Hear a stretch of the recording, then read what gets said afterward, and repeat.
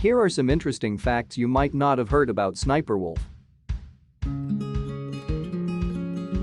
Her real name is Alia Marie Shelesh. She was born on the 22nd of October 1992 to a Greek father and a Turkish mother in Liverpool, England, United Kingdom, and later immigrated to the United States and resided in Phoenix, Arizona.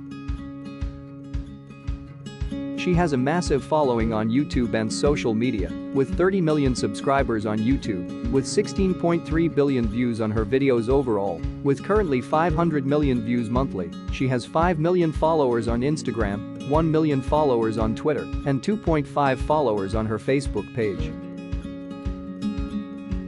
She began playing video games at a very young age, after getting a PS1 when she was 8 for her to play on, while also sharing it with her brother.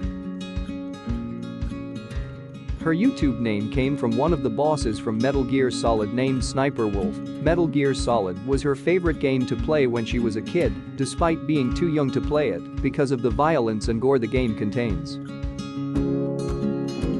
SSniperWolf speaks English in most of her videos on YouTube, however she is also fluent in Arabic because her parents used to communicate to her and her siblings in Arabic.